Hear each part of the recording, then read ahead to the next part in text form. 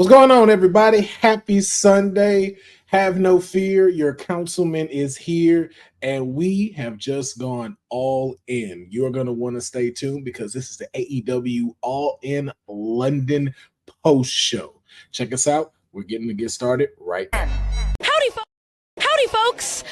This is Willow Nightingale, and you are watching Women's Wrestling Talk. 10, 9, 8, 7, 6, 5, 4, 3, 2, 1, 0. Women's Wrestling Talk, the #1 women's wrestling network on the planet.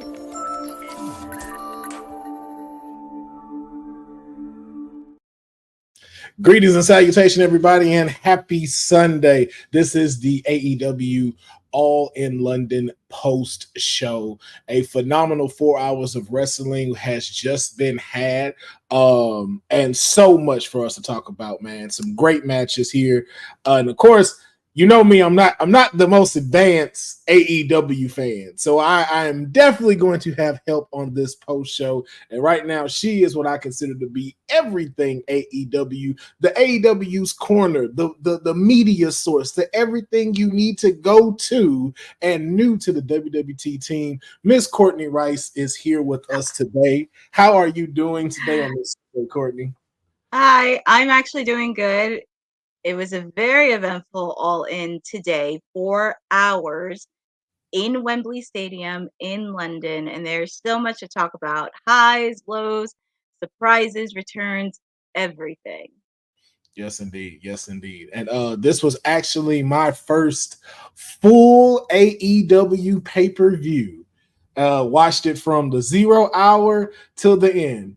And I got so much shit I got to talk. So much shit. I have figured it out now. I have figured out why people do not like AEW. I have finally figured it out watching this. And it's not as bad as people think it is. But we are going to get into it. But first, I want to get your opinion on, before we jump into each match, your overall pick for this on a scale of 1 to 10. What are you giving this year's AEW All In? For this year, I will say this was a lot better than it was last year. It was a lot more better. The build-ups for every single match was so much more better than this year than it was last year.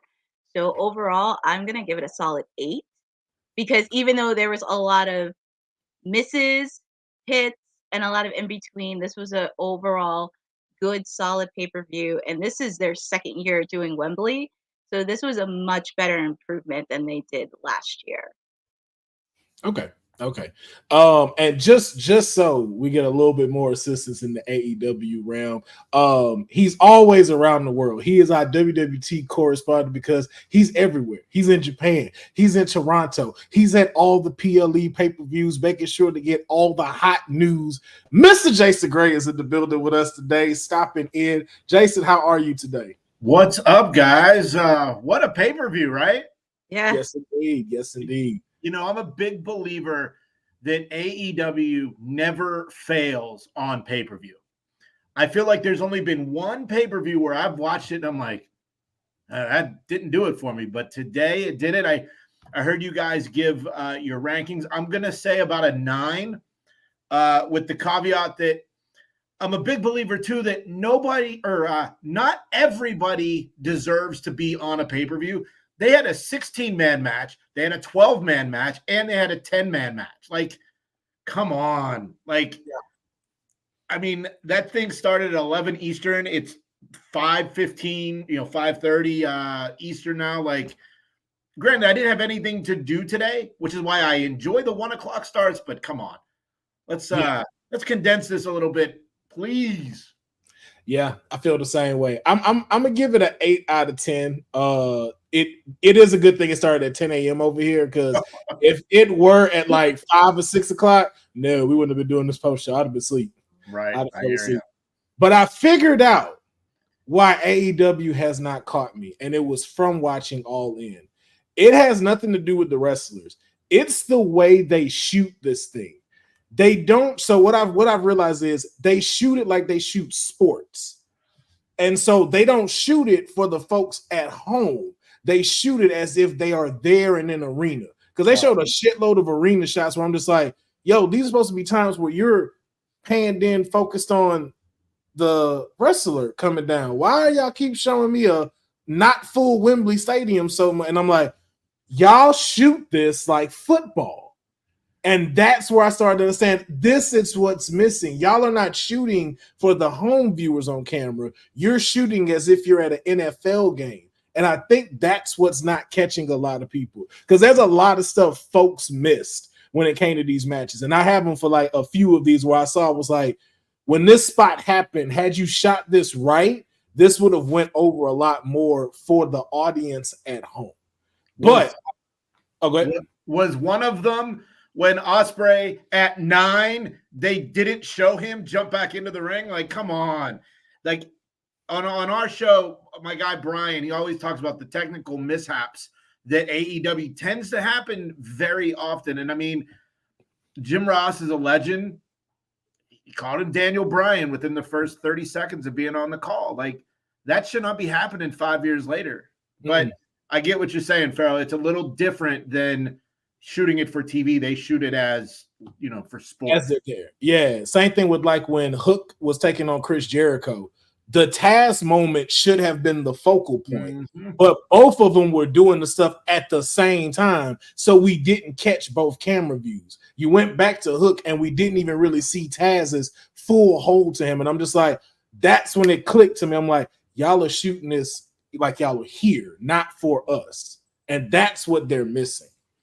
That's the biggest thing that they're missing. But let's jump into the 0 hour.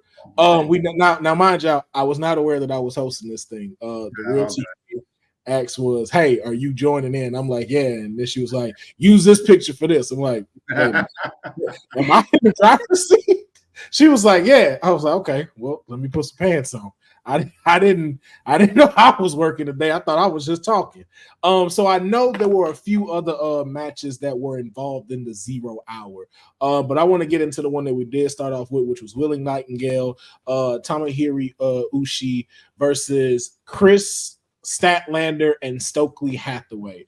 Now, Courtney, you said Chris and Stokely was walking away with it, but Willow Nightingale and Tomohiro is the fan favorites one over the day. I want to ask you, ranking it 1 to 10 for this match, and also what was the good, and then what were some of the. Let's talk about it. I gotta give kudos to Stokely Hathaway for taking those bumps. Chris Statlander trained him. Like, no shit. I was like, whoa, he actually did some moves, and they were very solid for someone that doesn't wrestle. So I have to give kudos for Stokely Hathaway and hanging in there, especially going up against somebody like Ishii. That's incredible. And I have to give credit to both ladies because they both really delivered. It was nice to see them tag team along with Statlander and Stokely.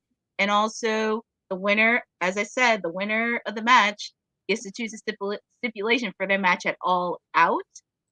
So I like to give this match a solid 7. For me, it really did show a lot of it. Of course, there was a few mishaps with the bumps, and I know Stokely was trying to do some moves that I was scratching my head like, huh? What's he trying to do? But overall, and both ladies really delivered. Both of them really delivered. They show the athleticism, and the storyline is there. So I'm excited to see it moving forward on how it's going to pull out in 2 weeks at All Out in Chicago. Yes, indeed. Jason, how about yourself? Stokely hitting the spine buster was awesome. And not exactly match related. RJ City wants Stokely in the G1 next year. Before I jumped on, I watched the post show had just started, and he was like, "Yeah, we can have him against Tanahashi and this one and that one." And then Renee's like, "Well, Forbidden Door's right around the corner too, so let's just get him there." But look, it was a fun match. It was an entertaining match, which I think is what it was for. Obviously, now with Willow and Statlander coming up in a couple weeks, that's where it's going to be a little more serious, a little more, intense than what this one I felt was. Yeah, I think the same thing. I think this match was perfect where it was, 0 hour, get everyone started, fun match for everybody. If you're there, fun match you have seen, very, also entertaining on camera as well for us and the viewers at home. I think they did exactly what they were supposed to do, and that was deliver, hit the fan spots. Of course, like I said, we have a few bumps, but those happen. You know what I'm saying? I'm not finna like talk shit about nobody when it comes to like certain bumps, certain things messing up. I get it. Stuff happens. It's a big stadium. It's loud. Sometimes things, communication is hard to hear. Stuff happens, but nonetheless, they still put on a fantastic match. And your winners, of course, like we said, was Willow and Tomohiro. Now, Courtney, I'm gonna throw this one to you because I was getting wings when this other match happened, but apparently it was like 14 people in the ring. I know my boy Khan was in there and Brian Cage. What was that match? Oh my goodness. Well, that match was a little bit of chaos. So it was Dustin, Sammy Guevara, the Von Erichs against the Cage of Agony. Also, it was nice to see Kevin Von Erich back at ringside with his sons. It was a little bit crazy. And also, Private Party was at ringside because they were the host of All In. So it was nice to see them get the crowd hyped up and seeing everybody do the shots signature. So that was really awesome to do. And it was just really kind of a fun match overall. It's always great to see Dustin back in the ring. He looks like he's having a blast with the Von Erichs, with Kevin Von Erich, and they're just having a blast. Same thing with Sammy. They're both tag team champions, trios champions. And it's just really fun, especially seeing Kevin Von Erich doing the mandible claw with his sons and Dustin and Sammy. That was just something to really get the crowd hyped up. And that was just a really solid and fun match to see. Chaos is a good descriptor. There was a lot going on, but because I'm a weirdo about certain things, Sammy Guevara had Wolverine themed gear, as did Brian Cage. Yes. Yeah. And they're on opposite teams. How does that happen? I don't know. But I mean, look, and then people were making jokes online about Sammy. I don't know if it was last night or during the pre-show, but he was in a suit. He had a man bun and was carrying his title like Cody does, how he folds it instead of throwing over the shoulder. And he's like, this guy just wants to be Cody. Yeah, I would want to be Cody as well if I was in the game. But yeah, these matches, look, everybody gets the payday, which is a great for the workers. But as far as a fan watching, I was like doing my laundry and loading the dishwasher and just it was just background noise until the pay-per-view started for me. But whatever. It's on YouTube. The 0 hour is for free. It's on YouTube. You can watch it if you didn't watch it. Give it a try and let us know what you think. Yeah, I'm kind of in the same light as Jason. I was getting everything ready, like finishing up some paperwork, trying to get these wings here. Like it's came in and out of it, and then same thing like Jason said. I was like, wait, when did Sammy Navarro and Brian Cage become a tag team? Like, wait, when he joined them? Wait, why are they both in the? Who's fighting right now? What? I was like, because I came in like smack in the middle. I'm just like, I don't know what's going on. I look, Dusty Rhodes is like Dustin is about to jump over the top rope, and I'm like, whoa, and then he don't. I'm like, okay, good. Don't do an edge. I need an edge moment. Don't do that. And I didn't even know who won. But to Jason's point, it's one of those it was background noise, but not necessarily a bad thing. I think that's what 0 hour is. And I think that's more for the people that are there waiting for the show to start, as opposed to more directed to us to sit there and watch the match as much.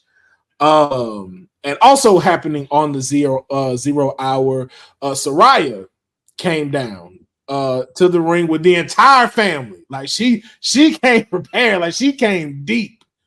AEW London. I wish we had pictures, but just found out I was hosting. So you just got to just listen to it and imagine it if you didn't see it. But came down to the ring because she was pissed that she was not on the AEW All In card in London, in her home country, and was demanding that the show be stopped until somebody comes and challenge her. And who better to start this off and kick off AEW with a bang? The return of Jamie Hayter. Jamie Hayter came through. Thought we were gonna get the match, didn't really get the match. I see they trying to maybe save that to develop a storyline. Jason, I want to get your thoughts on the return of Jamie Hayter, aka when you order Becky Lynch on Temu. The look, I mean, I don't know if that is the ultimate misjudgment of changing your hair or the ultimate troll job. Like, I mean, it could have went either way. We tweeted that on our page, and we had a lot of interactions today. But like, we said it as a joke. Jamie Hayter's great, but one, the big return shouldn't have been on the 0 hour. I feel like Saraya could have come out during the pay-per-view at some point to set that up. The pre-show or the post-show that just started right before I jumped on, Saraya and her family came out and she was, every other word was the F word. It's like when a child learns a swear word for the first time. It was F this, F that, F this, F that, and then she stormed off. So like, all right, Saraya, yes, you are from there. You should have been on the show, but you weren't. You got the big return of Jamie Hayter. Everybody thought, Jamie would be there to help Britt, but I think this is better than her helping Britt because it's her own story. She's the main player now. She's not the backup singer like she was with Britt Baker and Rebel before. So the Becky Lynch thing was a joke. People on Twitter light my ass up, and I'm like, it was a joke. Calm down. It's a Sunday afternoon. Let's just have some fun. I mean, you shot with the hair.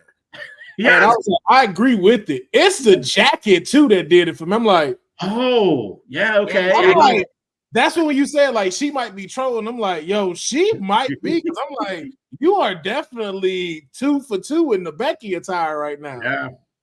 Like, I don't know if she meant, like you said, I don't know if she meant to do that, but it's like even if you did, I would troll that.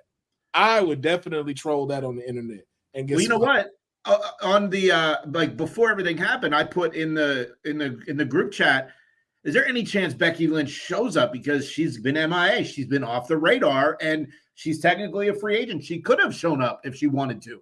So maybe, like I said, I don't know if it was just a misstep or a purposely troll job, because it was genius if it was a troll job. Yeah, I agree. Courtney, let me ask you, with Jamie Hayter returning and coming down during Saraya's time, what do you think that leads to? Is it a potential match at All Out? Or is this something that we might get on one of the weekly programs like Dynamite or Collision? This is going to have to be on a pay-per-view, especially on television-wise. I'm curious what's going to happen on Dynamite after All In, because there's just so many things that could happen, and seeing that story build up, maybe All Out, but I wouldn't be shocked if they try to build it out when it comes to Wrestle Dream, to at least give it a month for it to develop, start it cooking, and see what happens from there. But if it doesn't happen All Out, I would love to see it at Wrestle Dream, and I feel like they are going to have a really good rivalry. 2 women from the UK, similar backgrounds, seeing them go one-on-one, and I definitely could see potential matches from them that could be good, great, and also spectacular, especially in a very loaded women's division. I feel like they do have something that they can build on. Okay. I have no idea who Jamie Hayter is. So when the pop came, I was like, oh, the return, or so what, I don't know. But y'all seem happy as hell that she's back. And I was just glad to see Saraya, formerly known as Paige, out there. And I'm just like, well, hey, as long as she's still in the ring getting some kind of shot, that's all that really matters to me. But everybody seemed like the pop was just, you couldn't deny it. So it was just like good to see, okay, this is how we're kicking these off. But to Jason's point, this is another thing that comes in with the problem I have with AEW. Why would that not be the opening of All In? The same way as the first match we're going to get into, which was the ladder match and you still had 10 minutes left on 0 hour and had all their entrances during 0 hour. Like, that was weird. Why? Very, very odd. It was very odd. And so I want to ask, like, to the both of y'all, whichever does that typically happen with these programs, or is that like a first time that that's been done here on AEW? You know, I wonder if that is a production thing. Sorry, Courtney, didn't mean to cut you off there. No, that's okay. Because there were 12 guys that had to get introduced, and they all had big introductions. I mean, the House of Black had like the Druids, in a sense, all come out, and like it was just part of the thing. And you wanted, I imagine that it is maybe a production call. Let's take 10 minutes of the pre-show instead of using 10 minutes for intros on the main show that we're really paying for, if that makes any sense. Maybe back to production, Councilman. Like, it could just be, let's just save some money, put the 10-minute intros. It could have went either way, but I don't remember them ever doing 10 minutes of intros leading into a pay-per-view, and I'm 99% sure I bought almost all of them over the last 5 years. So, yeah.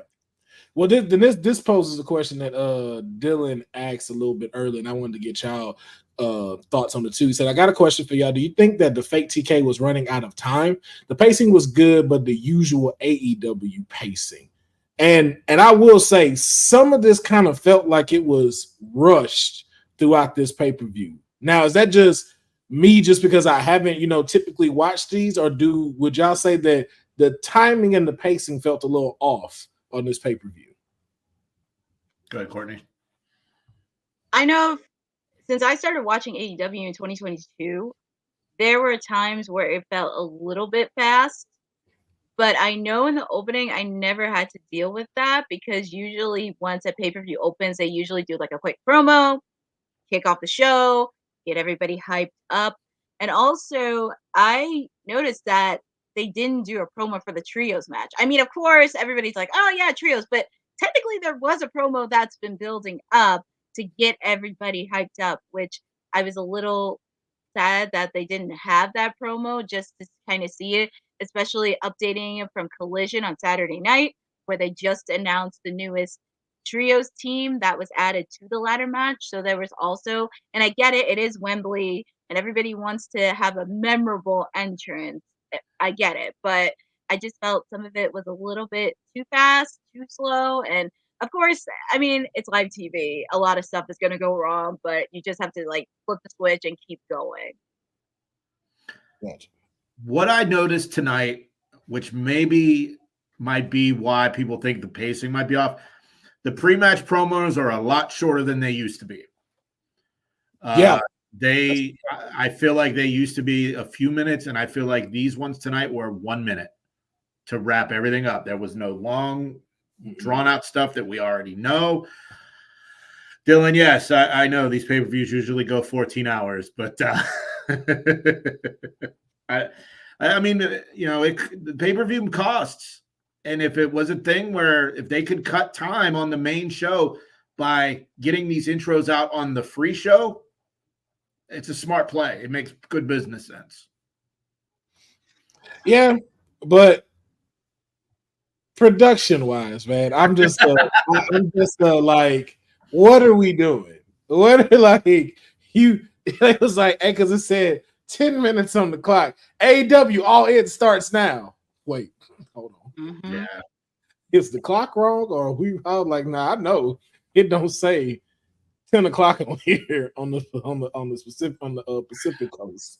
Right. What's happening? But I get like how you say, but I'm just like, so in these cases, some of these matches maybe could have been shortened to put that in here, because I think this London ladder match was a big match. And I think even too for the finish of this match, I think was fantastic. Except in two cases. This one I understand, but for a lot of the other ones I didn't get. Why did they not do the titles like they did the AEW World title, where the two people are sitting there and they present them for the championship? I don't know why they didn't do that for the rest of these belts. I know why, because they aren't relevant. So that's why they didn't do it. But I'm like, that's some stuff that's missing. The one thing I didn't like about this ladder match was, how is it a trios match? You only got to pull one belt down.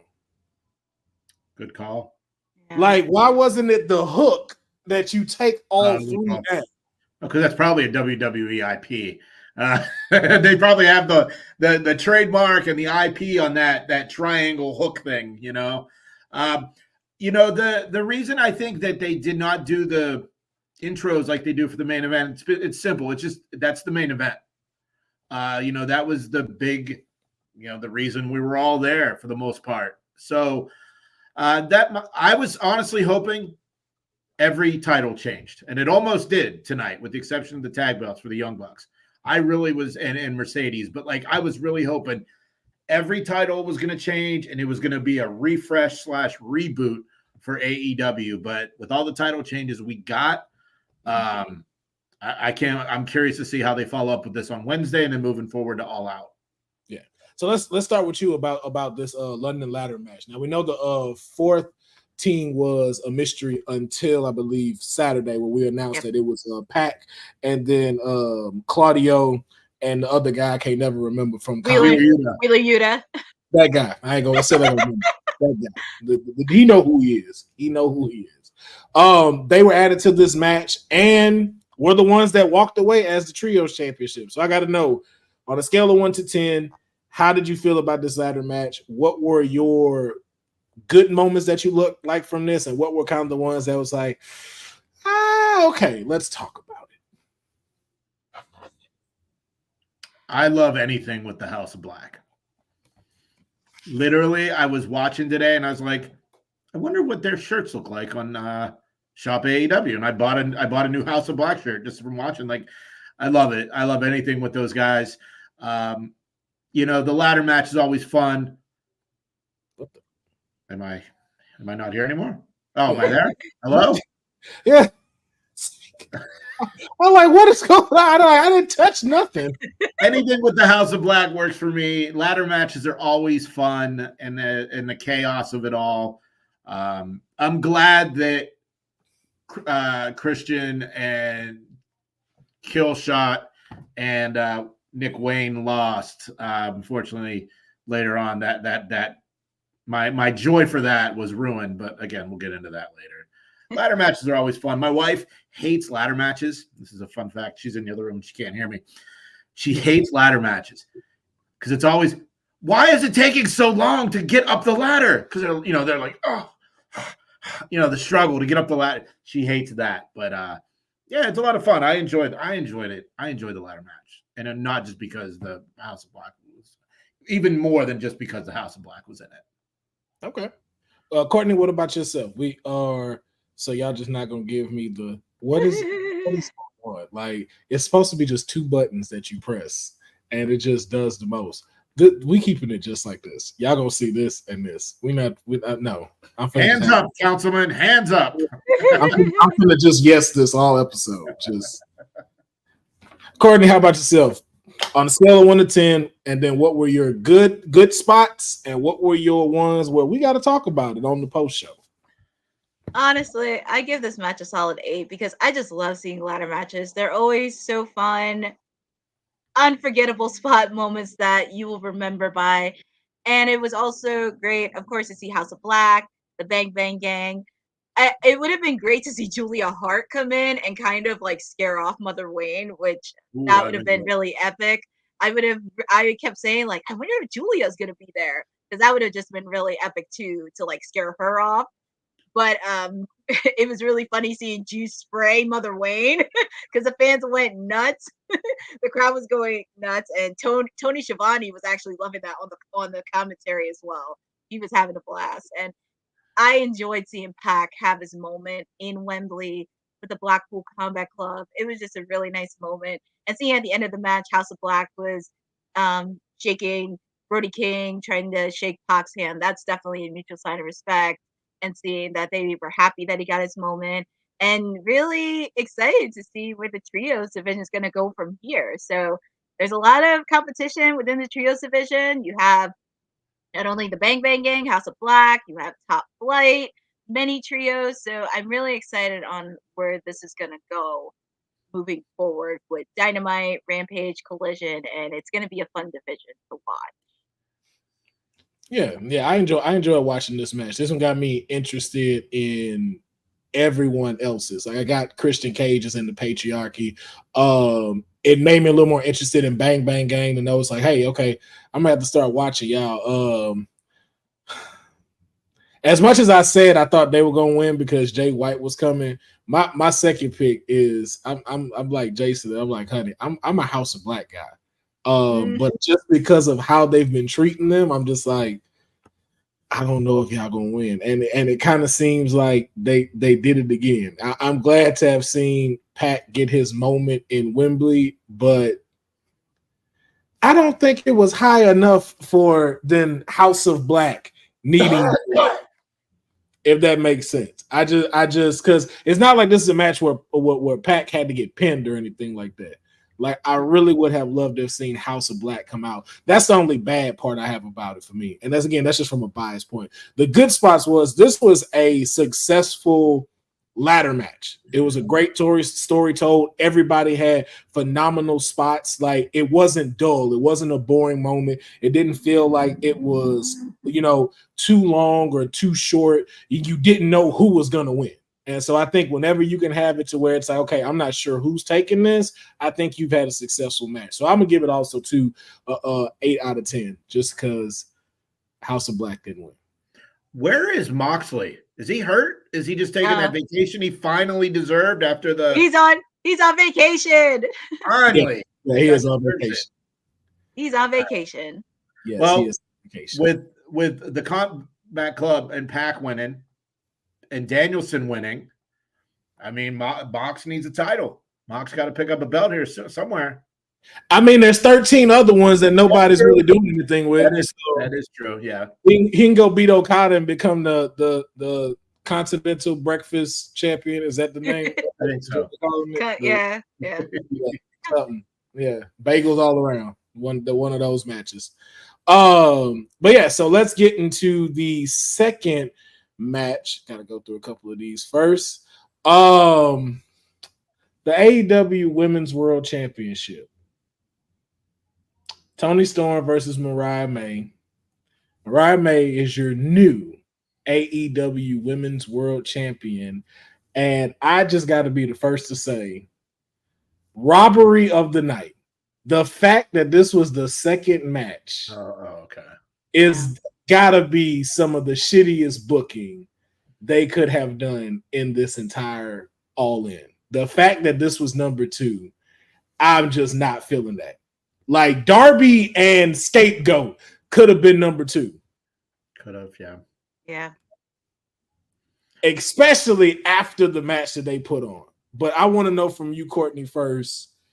How were you feeling about this match? You already know how we're acting from the scales, the good and the bad, but overall, how are you feeling about how this story came to, I guess, maybe a conclusion or just the end of this first chapter to a next one? How do you feel about the way it turned out? I do want to say it was very weird putting it as a second match because I was sitting down with my brother and we were going to see what match was coming next. And I really thought the Casino Gauntlet match was going to be the second match afterwards. And when they put out this match, I'm like, huh? What? So it was kind of a little bit of an odd space to put it in. But I am going to give it a 9 out of 10 because they both provided a storytelling. And Jason, I told Councilman this story. So this is how it got me into AEW.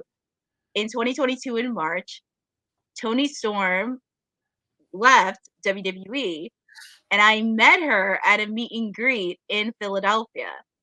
And and I had the chance to talk with her because there was nobody at her table. I just went over there and talked with her a bit. And I know this was like after she left. And I told her, like, she's going to find somewhere. She's going to find somewhere to go. And I gave her a hug and encouragement saying that she's going to find somewhere. A couple days later, she made her debut on AEW, and I was hooked afterwards. Wow. And And cool. 2 years later, this year, I met Mariah May in Philadelphia. So I was very happy to meet her, Mariah, when I was in person. And this was during my reign as Miss New Jersey. I got to meet her, I got to talk with her, and it was just so nice to see that. And this whole match just came as a sentimental, the storytelling behind it, everything they put into it, even during the match where Mariah slapped her own mother in the face. And Nigel, he was just praising her, and Tony Schiavone's trying to be the voice of reason. Like, what's wrong with you, Nigel? It was just so funny. And Tony was trying to like comfort her mother, and she got the crowd going. And it was so nice seeing Luther there, and he gave Mariah the finger. It was just all around. And Mariah got a kiss, and Nigel got a kiss from Mariah May. Which that is something he's gonna remember. But overall, I just felt it was a really great match. And also it was very weird to see Nina Shirokana on the stands because I really thought she was gonna have some type of interference during the match because I know she's friends with Mariah. She does have respect for Tony. So I mean that's gonna leave a lot more questions and answers going into Dynamite. Seeing Tony lose everything, I don't think it's the end of their story yet. I do think there is still left of Tony to do, but I'm very curious on what Mariah's going to say during Wednesday on Dynamite. And also with Mina's end, how is she going to feel? Is she going to side with Mariah? Is she going to side with Tony? So there is a lot of questions and answers that we have to get after their incredible match. And everybody was on their feet for Toni Storm, even though she lost. Everybody was on their feet clapping for her because she was a very respectable champion during her reign. I didn't mind this match going on second only because it was a match I was looking forward to. And I think the entire story has been perfect.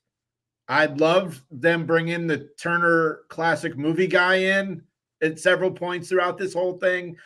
I just thought it was perfect. And I don't know what happens next, but I'm excited to see. I don't know how long. I mean, I know I made the joke on this show to TK about, well, the Toni Storm character could go on forever because she's timeless. But I don't know if that's really how I'm feeling right now. But look, if she needs somebody in the chat said that she needs to take time off, take time off. You know, let Mariah work with some of the newer, the new talent, get some more people over, and then move from there. And then maybe Toni Storm comes back in. What is their Full Gear is their November pay-per-view, I believe. So let her take a few months off, come back, and restart the story if they need to. Yeah.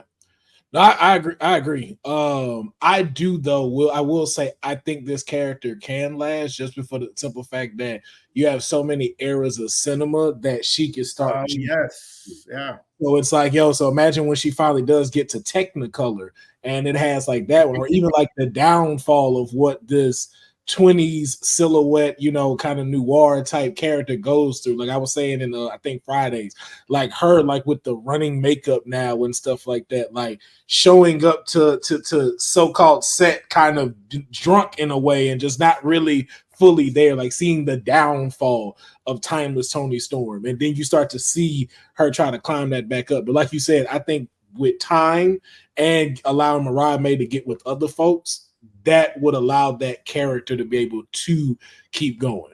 I'm giving this match a 10 out of 10. Any girl that slapped her mama in public on camera like that, that's 10 out of 10. The rest of the match could have been horrible.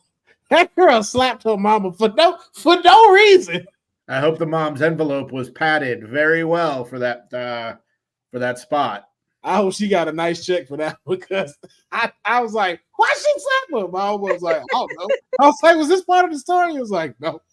It's like her mom has never been involved. Yeah, exactly. Never been involved. So, but it just made her the heel you needed to be, and you could just see it in the works of like Mariah thinking through in that match, like, how can I make my own home country pissed at me, like really turned me into this villain that I need to be. And you could see her wheels turning during this match, and she hit him at every single point. Like, this is what, as towards the people in the comments saying, like Dylan and Joseph and Eddie and Eric, that this is the storytelling that you need to apply to all of your matches. This was beautifully told all the way through to the end. And at some point, I even thought Tony was going to take it.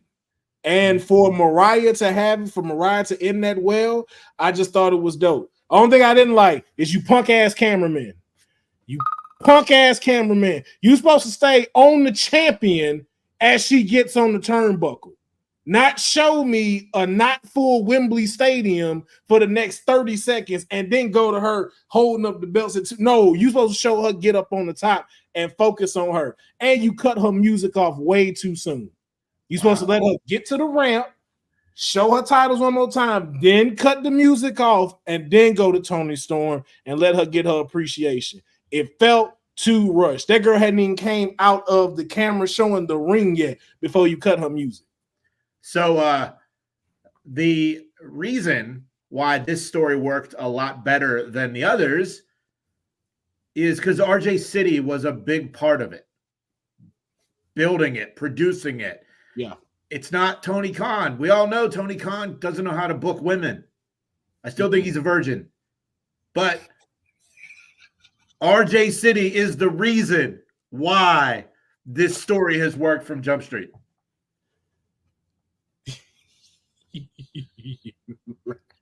You know I'm right, or at least you're thinking about it now. I can't see them now. But some of the outfits Fake TK wore, I was like, yo, I ain't saying Jason right, but I ain't saying Jason wrong either. A lot of evidence.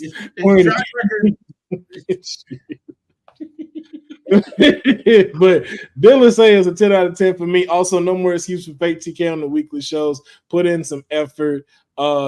Jeffrey Bose feeling the same way. People were saying Britt sucked. But we'll get to that match in a little bit. Not just matches, councilman, just the women's division in general. Yeah, but like to Jason's point, like he said, I don't think he really knows how to book them in the capacity that they need to. But we're gonna keep moving forward. I believe the next match was Jericho Hook. Yep. Yeah, this thing. First off, did not know Hook was Taz's son. Did not know that. Is this the first time you've watched AEW? What I tell you, I do not watch this shit whatsoever. Oh yeah. Religion, all this ain't never grabbed me one bit. First of all, didn't know Taz could make a tall child, so I just thought that was dope because he don't look that like him. And I was like, yo, now I'm interested. I don't know why. Me finding this out about him, I'm just like, you know what? Hook is my guy now. Don't know why. All right. Don't know why that did it for me. But he is now a 3-time FTW champion, defeating the Learning Tree, Chris Jericho. I'm not gonna be an a-hole about this. So Jason, let me get your thoughts on this match. Now, and the question I will ask you: was it a necessary match for All In, or was this something that could have taken place at either another pay-per-view or on the weekly program? This could have been a Dynamite match. Every AEW pay-per-view, me and my friends on That Wrestling Podcast, we talk about it could have been shorter. It could have been shorter. This is one of those matches. Now, for me, I'm a Jericho fan. I'm in the vortex. I think that everybody gets all bent out of shape and they say, oh, it's the old guy. He's not putting people over. Well, guess what? He's putting people over. He lost to Hook. Brian Keith was doing nothing. Big Bill was doing nothing. All the Jericho Appreciation Society guys were doing nothing. All the Inner Circle guys were doing nothing until Jericho came around. So everyone that says he's the please retire chance, I don't get it. I'm a fan. I thought the match was fun, but it could have been on TV. It did not have to be on pay-per-view. It could have been the main event of the 0 hour, and then we could have got 10 minutes of intros for the trios match on the main card, you know? So I loved it. It's fun. It's entertaining. The high guys makes me laugh every time. So yeah, that's my take. Yeah, I got you. Courtney, as the president of the Jericho fan club, I wanted to ask you, how did you feel about the overall match?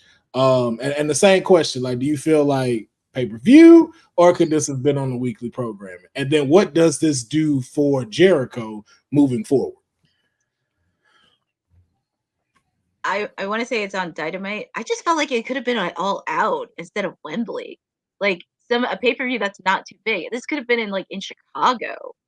Because I figured like, oh, that could make sense. Like being All Out, Chicago, anything goes, like in the biggest show. I get it. I'm a huge Jericho fan. I've been a fan since his WWE days, his Ruthless Aggression era days. And also I will say he did get to perform his theme song live, which I will say the audio was much better than it was last year at All In, because you couldn't hear anything. You could not hear anything. And also, I just felt like it didn't have the same energy it was with Judas, but the audio was so much more better. It's like you could hear him sing, you could hear him clearly, which I did love. Also, it was nice to see Hulk have a moment with his dad, Taz. It got to a point with Taz, it was just nice to see him do the Taz mission again. All the fans were going nuts, and just seeing him do that. And I know he was really proud of his son winning the title. It could have been a little bit shorter, and I know the match is anything goes, but I'm very curious on how Jericho is going to respond on Dynamite after this match and how they're going to reset the learning tree. I think he's going to chop the learning tree down and then come back as a palm tree. I don't know. He keeps reinventing himself, and it works. So and as much as shit as I talk about him, I am definitely not on the retire train. I'm like, anybody that can still do a line salt at his age, you can keep him in the ring. It's not like he was holding no bad spots or anything like that. And then to Jason's point, it's like, look at all the people he is putting on. Like, if this FTW title wasn't on him, you wouldn't be as attached to Hook as you are. So I can't say that he's in that Hulk Hogan type of vein where it's just like, oh, put me over on this. It's like, no, like all these cats are getting better that is around him. And you can see that from when he started, like even like Sammy Guevara. Like, again, I may not watch this as much, but I've seen like all these people that they keep talking about that are getting these spots, getting these shows, getting these promos and stuff like that. All of them stem from one person, and that is Chris Jericho. All of them had to go through the class of Jericho in order for them to get to the level that they are now. But I do also feel this should have been on Dynamite. We could have saved a hot 20 minutes of this. And then also from another camera angle perspective, if you're gonna have Taz, the legend, come back, can you please let him do his spot first before Hook did his finish and made Jericho tap? How you gonna have both of them consecutively tap out and not have a camera angle of both of them? You know, I don't think we're gonna see Jericho for a while. Fozzy has their 25th anniversary tour they're getting ready to start. And I know that he's been on tour and shown up on TV, but I think a break would be good. You know, I think the haters, you know, they'll get what they want for a while, and then he'll come back as, you know, someone said, a eucalyptus tree, you know, holding a koala. You know, that'd be cool, mate. You know, little Australian love there. And you know, everything he does, I'm into. You know, like I said, hi guys. I just laugh. It's just so funny the way he says it, and I just crack up so much. I'm like, oh my goodness. Yeah, that's what I don't get it. I don't get the retirement thing. I'm like, I don't know. Like Flair is about that time. It's about that time. Jericho, it's like, yo, Jericho keeps coming back with something that gets you entertained. So it's just like, it's not like it's annoyingly that he's there. It's just like, no, I'm glad to see him. Yep. So, but we're gonna move on to the next match that we had, which I believe was the tag team championship match against FTR, Young Bucks, and the Acclaim. Just found out what FTR stood for. For the longest, kept trying to figure out what is FTR me? And I finally Googled it, and I was like, oh, that's what that means.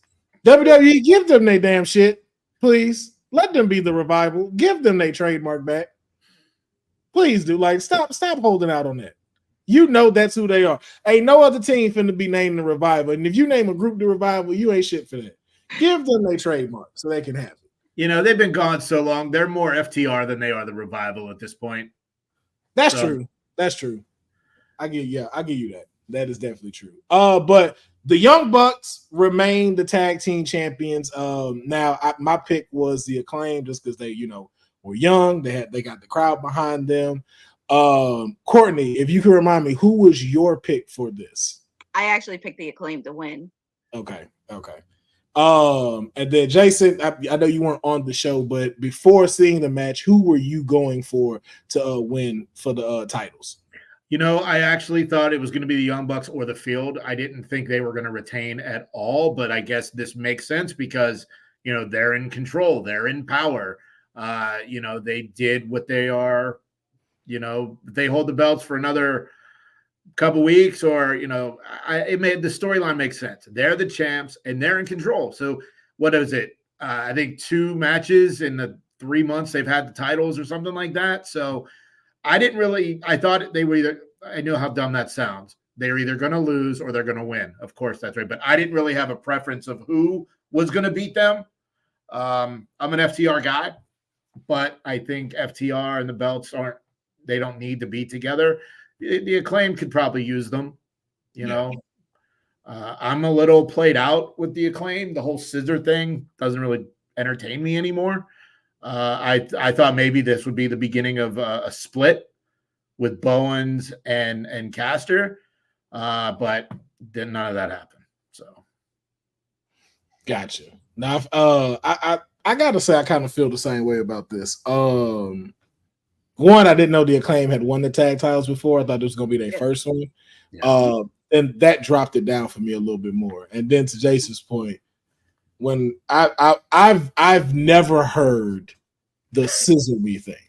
Okay. And so when they were coming out, I was like, what's the scissors for? I was like, what they doing? And then that man screamed on the mic, "Scissor me daddy." I was like, can we go back to Friday? I want to change my vote. It is not the Acclaim no more.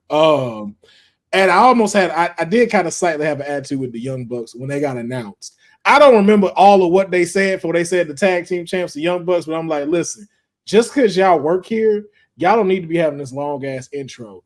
Then they had a moment in the match where I was like, I'm gonna shut the fuck up.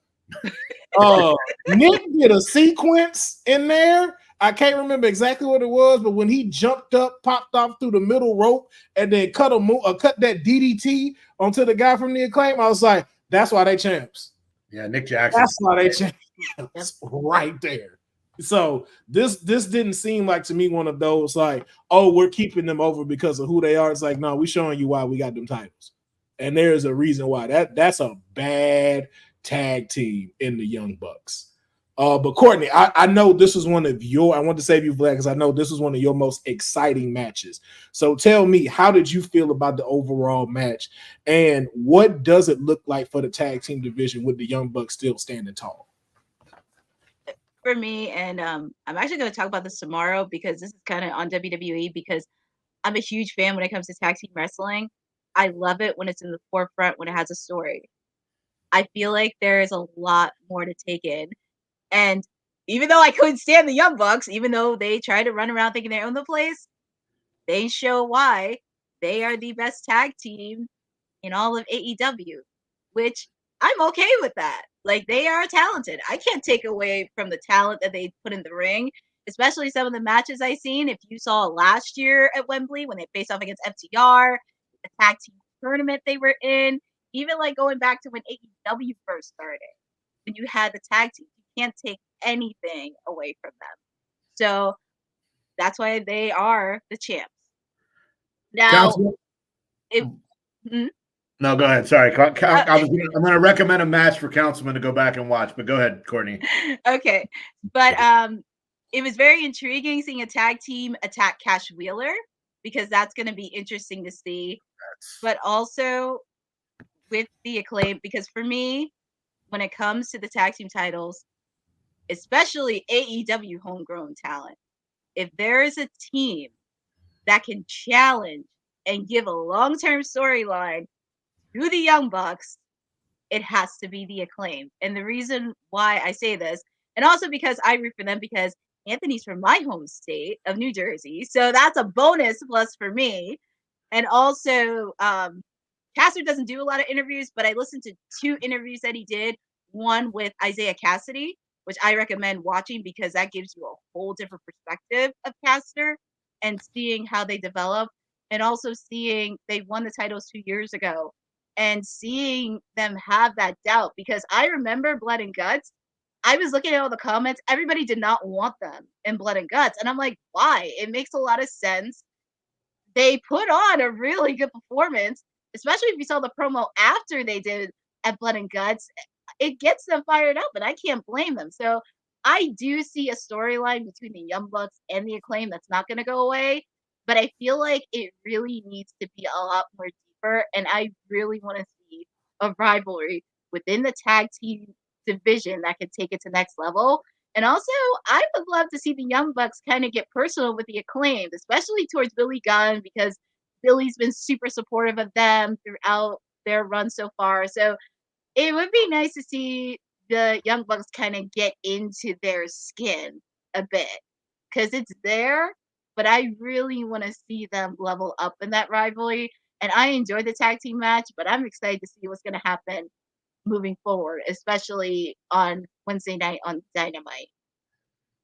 So, Councilman, 2 years ago, All Out Chicago, it was the Acclaimed against tag champs Keith Lee and Swerve Strickland. The crowd was so for the Acclaimed. I was there, and the Acclaimed lost. Spoiler alert from 2 years ago. But the match I was going to recommend for you was from the first Double or Nothing in Vegas, Young Bucks against the Lucha Bros. Okay. You want to see something that this was the beginning of AEW. The Bucks were, young and hungry, and the saying is full of piss and vinegar or whatever that saying is. Yeah, those are 2 matches you should check out if you want to see some just amazing tag matches. And the crowd, like I said, when the Acclaim lost in Chicago, dude, it went crazy. Now, they ended up winning the titles 3 nights later on Dynamite, but that was when Keith Lee was actually important in AEW, which is my fear for Ricochet, which we'll get into that in a bit. So, yeah, those are 2 matches. If you're looking for some tag matches from AEW, go check those 2 out for sure. Were they still doing the scissors thing? Yeah, scissors stuff just started. So I don't like that. I don't even want to touch my own scissors now. I'm over it. So I didn't know what that meant. I didn't know why. I got questions that I don't want to ask. I don't know what I know the answers to. But why is scissor me and daddy in the same question sentence? Why? Those are 2 things I don't think supposed to be in a sentence. That night in Chicago is where the "Whoa, Scissor Me, Daddy" song started, to my knowledge. So you can blame Chicago for that one. So, but there's something in the middle of the. You know what? That's some personal reflection you need to do, my man. Yeah, we do that while we go to commercial with our sponsors at ACW and of course some merch. This episode of Women's Wrestling Talk has been brought to you by All Caribbean Wrestling. Catch the wave. Go to allcaribbeanwrestling.com to check out all the latest pay-per-views or go on the YouTube page at All Caribbean Wrestling. Also, go and check out their socials on Instagram at All Caribbean Wrestling and on X at All Caribbean WR1. Hey, yo, you. Yeah, you that's watching this. You sitting on the couch staring at the screen not knowing what you want to do like this is an online college. Are you tired of wearing shirts that make you look like an extra stuck in catering? Do you want to step your wrestling swag game up to the next level? Then Women's Wrestling Talk has got you covered. Like literally. Are you for life in pink or black and white? Or maybe you're the EST and people need to respect you accordingly. Want to put some pride in your stride and show off the muscle in your hustle? Then make sure you check out the WWT store. Not now, but right now. Alright? What you waiting for? Head to www talkpodstore.com and don't make me fight you. Shit. I Googled what male scissoring was. Oh, I shouldn't have done that. I shouldn't have. I told you, man. Personal time for that.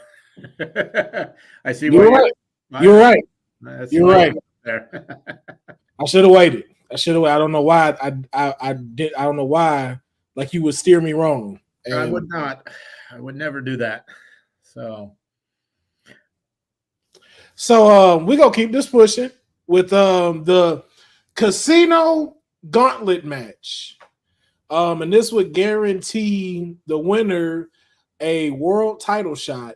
And the way that this works is 21 people are supposed to come out, and whoever gets the first pinfall wins the match. Now, as they said, this could be where 5 people could have came out and it could have been over, and that this match could end at any time.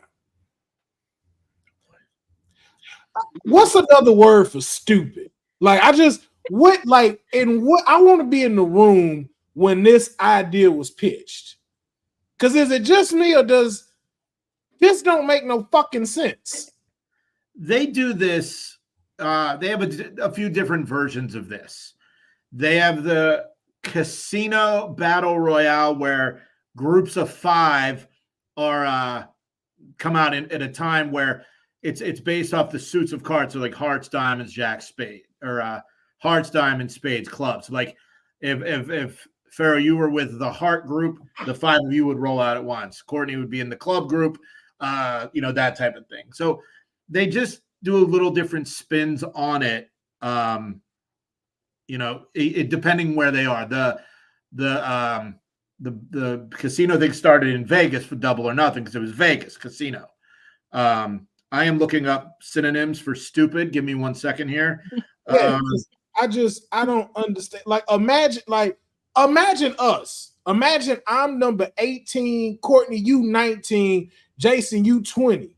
Mm-hmm. And they like, yo, 19 about to come out. Bet. I'm getting ready. I'm about to go out there. Ding, ding, ding. The match is over before my stuff even started.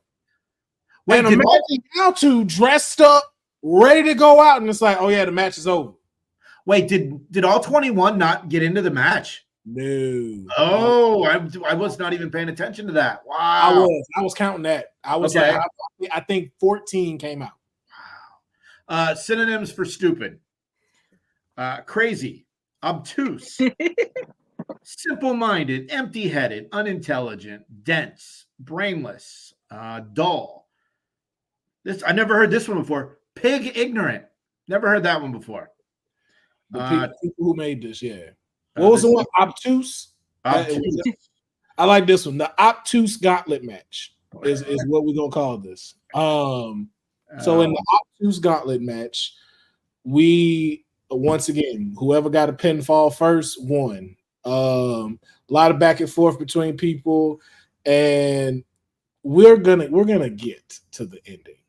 But I just want to know from y'all. I want to know from both of you, starting with Jason. How'd you feel about this obtuse gauntlet match?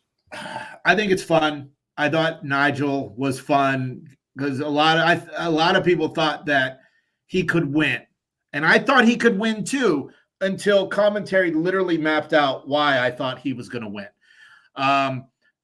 Jeff Jarrett, loudest pop of the night until a minute later when Ricochet got the loudest pop of the night.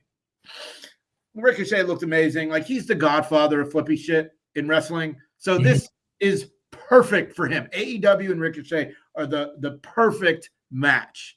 The ending of the match sucked. It was obtuse, thickness, pig ignorant. What do we got here? Batty, dotty, cuckoo, cockeyed, lunatic, asinine. I like asinine. The ending of the match was asinine.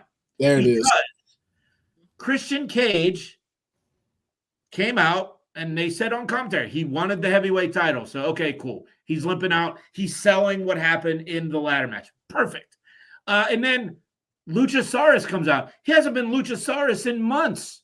So it's like, oh my God, Luchasaurus is coming out. He's going to kick Christian Cage's ass until he didn't. He helped Christian Cage win. What the hell is going on? What's the point? Would be one more second here. That would be ludicrous. And I'm done.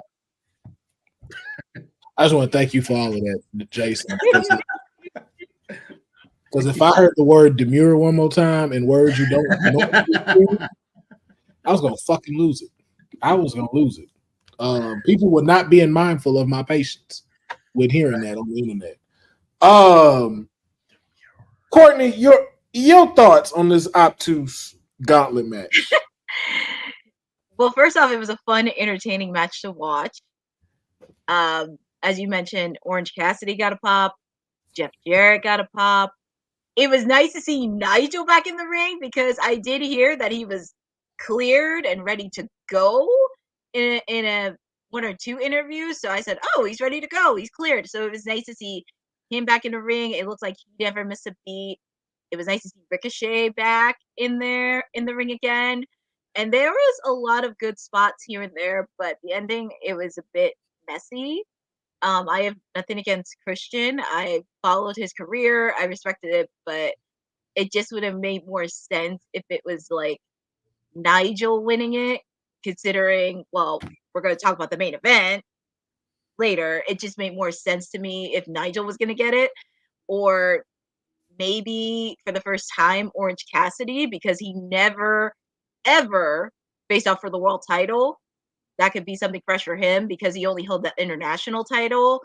Or I don't know, some of the veterans. There could have been so much to choose from. I know my pick was Hangman because there's still bad blood with Swerve. There still is. It's not going to change. That was my pick, but it was a fun match, but it was just a messy ending. It was very, very messy, and it didn't have all of the participants coming in, which I understand the winner pins it, but it should have kept the match going and at least brought out all 21, because that's what happened when Will Ospreay won the gauntlet match to get a shot at the international title, and Roderick Strong didn't come in, and he was irate after the match. So it was a fun match, but a messy ending. With typical AEW booking, do we think, or do you guys think, or anybody in the chat thinks that on Wednesday we're going to get a match with the people that did not get the other 7 that didn't get to come out? Do you think we get a match with those guys as like a make good, or they'll word it in some way? These stars didn't get a chance to perform, and now they're going to get a match, and the winner gets a shot at Christian, and then the winner of that gets the shot at the title, or some crazy weird booking stuff. If it's not on Dynamite, it could be on Collision. Okay, Yeah, Collision makes sense. Yeah, Rampage. Yeah, something like that, or like they might, just because of the fact you did this. But this just is proof. Like, again, it was a fun match, but because of the ending, it shows you if it's not broke, don't fix it. Y'all know we like battle royals, right? Like, we like when there's a lot of people in the ring and the stipulation is getting thrown over the top rope. A lot of the stuff they did in this match could have happened in a battle royal where to win, everyone had to go over the top rope till the last person was there. Even the spots we saw from certain people, all of this could have been in a battle royal. And to give us an ass ending like that, for me, I think it showed a couple things. One, glad to see Ricochet there, and Ricochet proving, like from what we talked about Friday, that there's a reason why he's him and the rest of these people can do what he does. But there's still the reason why they're here and he's here. He showed tonight that it's like, yo, yeah, y'all be flying around this thing. You don't fly like me. And they don't. Ricochet showed why he is the human cheat code.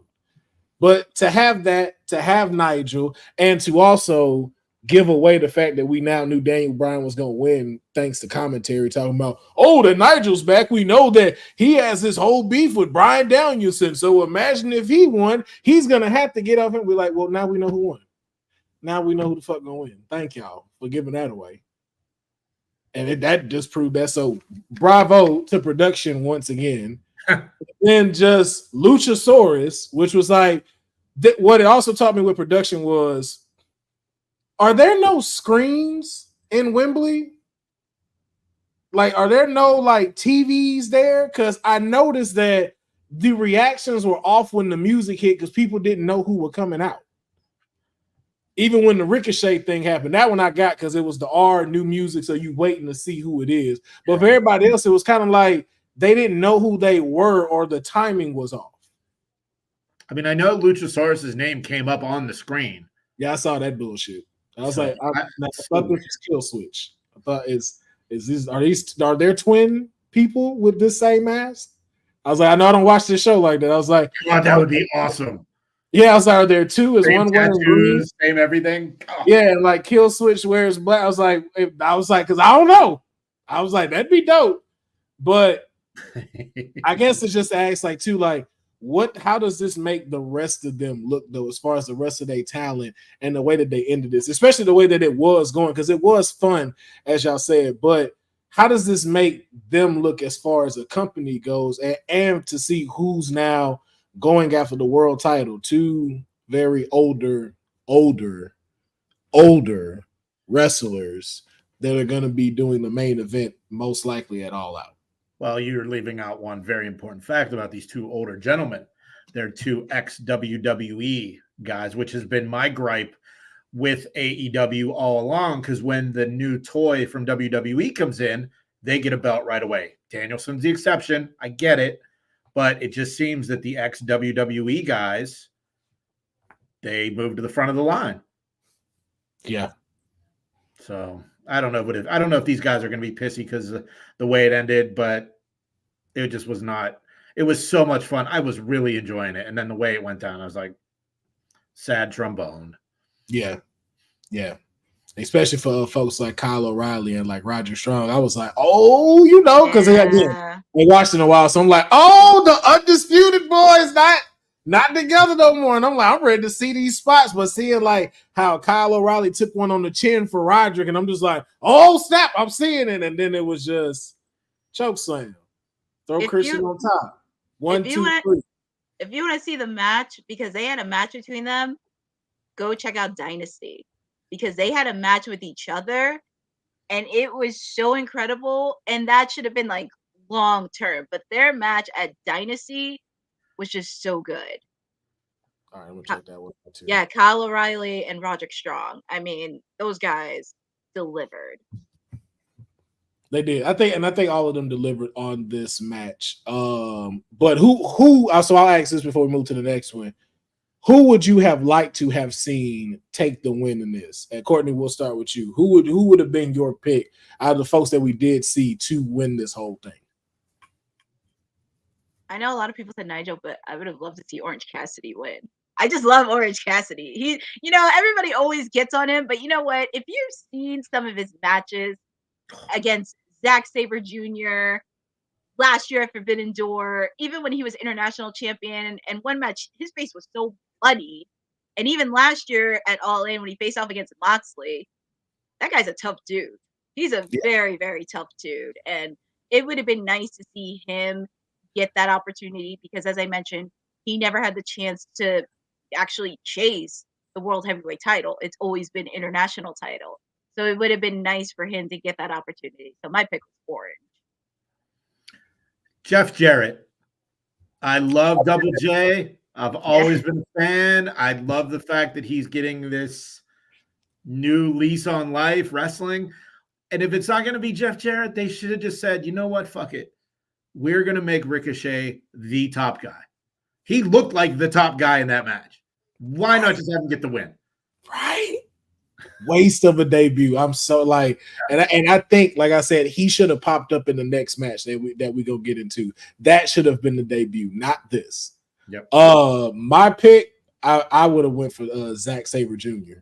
what he was doing in that ring, but then also too, it would have made it really look good for New Japan, and especially with what he's going into, and the fact that he's not even waiting for his title shot at Wrestle Kingdom, like he's coming for it now. For him to have both titles, and with New Japan trying to move in this new direction, could have really been something. But I do like too that all three of our picks would have been great matches for either one of these people who were in the AEW Championship match tonight. All of them would have gave phenomenal matches with either one of them. But we're going to get to that in just a little bit. We have to now move on to... I think it was Ospreay and... Oh, Ospreay. Yeah, Ospreay on JF. I feel like I just want to get rid of that other match so bad. That's why. The AEW blank championship, whatever it is, because it just can't figure out what it wants to be. It was international, it was American. I guess it's back to international now because Will Ospreay has defeated his inner demons and has reclaimed the AEW International Championship against the hilarious MJF. You know, I've always liked MJF. MAGA JF is by far my favorite version of this guy. I mean, he looked like he bought that hat at Spirit Halloween that he came out with tonight. Like, the whole suit looked great. And he had that stupid, like, Spirit Halloween hat. I think it was Thursday or Friday, I finally got to watch Dynamite. And the promo they had on Dynamite Wednesday really got me amped up for this match. And to the point where, like, I could not wait. I thought maybe that they would consider throwing this on last. I thought for a moment, I was like, maybe, but the match was awesome. You know, these guys are so good. I don't really know anything about Ospreay other than what he's done at AEW. I never really got into New Japan and stuff like that, but like, God damn, this guy, what can't he do? So I would have loved to have seen MJF win in England, but I'm not mad at it. I don't know what MJF is going to do next, but shit, let him and Ricochet have some matches. I don't care. But the match was, I thought at this point, this was my match of the night. Yeah. Then the main event took that spot. Yeah. I remember that. And that's a very arguable statement too, because it was definitely up there. Courtney, your thoughts on this match? It was definitely an incredible match. The build up that they had, everything else. It was so nice to see Daniel Garcia returning, costing MJF the match. So that's going to be really fun. I don't know if they're going to have a match at All Out, maybe Wrestle Dream, but I'm excited to see where that's going to go. And it's going to be fun. I'm really excited to see Daniel Garcia really get aggressive towards MJF. And I will say, I love MJF. And I'm not going to say I'm crazy about MJF because he's very talented, very gifted athlete. But of course, he does come off as a jerk. But I guess that's just his MO. He's a jerk. He likes to be a jerk. He embraces that. That's just who he is. And I'm okay with that. But seeing Will Ospreay, because I had the chance to see archive footage of New Japan when he was in it, and also seeing last year when he came to AEW. And also during Dynamite, when Bryan Danielson came up to him and looked at him and said, "Do it, you do it." And he knew what he was referring to. And the minute he got the blessing from Danielson, it was like aggressive mode just flipped the switch on him, and he did the Tiger Giant and he won. So I'm very intrigued on how he's going to present himself as an international champion moving forward. I'm looking forward to his match with Pac at All Out, because Pac did say he is going to challenge whoever was the winner of this match at All Out. That's going to be a good match, and I'm very intrigued on what direction the international championship is going to go, and also a rivalry between Daniel Garcia and MJF. I'm excited to see that too. Yeah. Now this was like, I think to Jason's point, this was match of the night for me. I've always followed Will Ospreay, so to see him in a pay-per-view now on the States, and I think the promo they did with Ninja Assassin for the new game coming out and having him be the sponsor of it, like, it so pairs up in telling the story. And then with him, like him coming to the West Coast, and I was like, "Ooh!" I was like, "Yo, this is a promo." Because Jason's point and your point, Courtney, a lot of them were moving so fast, like under a minute. I'm just like, y'all not getting me into these matches. Had I not known these were happening, I'd be like, oh, okay. Because them promos are what gets you. So like to see Ospreay come out to that, I just thought that was dope. And to see that, for me, even though he won the belt, there were no losers here. Because MJF just showed why he is a superstar and why he can be great without a belt. Like, I don't think him not having a belt is going to hurt him one bit. I think the match between him and Daniel Garcia, when it happens, is going to be phenomenal just because of how he works in the ring, from just the personality to the in-ring actual technical performances, and even to match with what Ospreay is doing. Both of these men are going to do absolutely well, and I hope what this can do for them is carve a piece out of AEW and start making this division so excellent that people want to go after this belt. People want to go after the AEW International Championship rather than the World one, just because of how many bangers of matches that they put on. I think that's what they have a story to be able to do. Is just going to be up to Fake TK if he's going to see that and want to tell it properly. So, but we'll see. I don't have no faith in it at all. After I found out what scissoring is. Oh, Jesus Christ. But then we move on to the filler match that happened so quickly. I do not know how this ended, except that the scapegoat won and apparently was about to set Darby Allin on fire. I went to the bathroom. Literally I went to the bathroom. I came back and the match was over.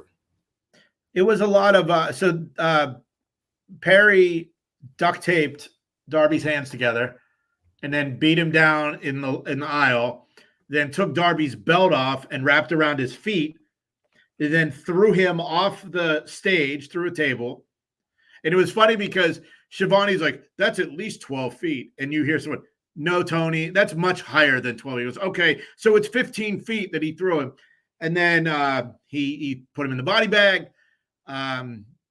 Somehow Darby's head popped out of the body bag. It was like, when a woman gives birth, which is like popped out.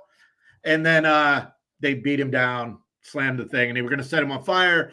And then Sting came out, saved the day. So much for that retirement. What are we doing? Tell me Daniel Bryan is about to win without telling me Daniel Bryan is about to win. Sting is back. I'm like, what did you just retire? You just left. That is the whole break in case of emergency, break glass for big event. What I thought was interesting towards the end, and it didn't happen. They made a point of following Sting ringside. And he went in, grabbed his bat, and walked back out. And I'm like, this is it. He's going to give Darby the bat, that passing of the torch, but that didn't happen. So I'm kind of glad that wouldn't happen right here after how that just went with that match. Yeah, I thought it would have, but no. Courtney, your thoughts on this filler match while everybody went got nachos? This is actually the match I was really excited for, because I thought at least it would have been a good, solid match, because the build-up was so great between them. But it just came by like super quick. And seeing Darby covered up in thumbtacks, I'm like,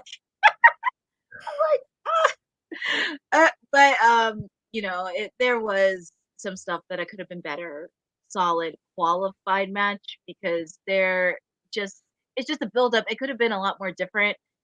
I was happy to see Sting back, because even though he retired from in-ring, in-ring, but I'm curious on what, I know, quote-unquote in-ring, but I don't know. I wouldn't be shocked if he made an appearance on Dynamite to explain why he came to Wembley. Just making the authority figure at this point. Yeah, I know. That's what I'm saying. Yeah, Christopher Daniels, let's just do that if they're going to use him. I know, that's what I'm thinking. So it would be nice to hear him say what he had to say on Dynamite. And also, I think the rivalry between Perry and Darby. This is far from over. I think they could put on a better quality match. I don't even care. I don't think it's going to be at All Out. I think it may be in Darby's home state of Washington in October. I do Yeah. think they can put on a quality match. I just was very disappointed that the match wasn't expected that I wanted to be. Yeah. It felt like, you know, them opening cartoons they used to have before the movie start. Yeah. They was like, so what's the they came in and they were like, okay, so what's the match? We're not worried about the match. Sting is here. We just need y'all to do something for like 5 minutes, and then Sting gonna come out. Yeah. You want to go to body bag tonight? You ever been in the body bag, Darby? We're gonna put you. We're gonna tie your feet, throw you off the road, throw you off the ramp into a table. We're gonna put you in the body bag, and then we're gonna throw you in the coffin. And they're gonna light it on fire because you lit, scapegoat on fire. So they're gonna light you on fire, and then Sting gonna come out.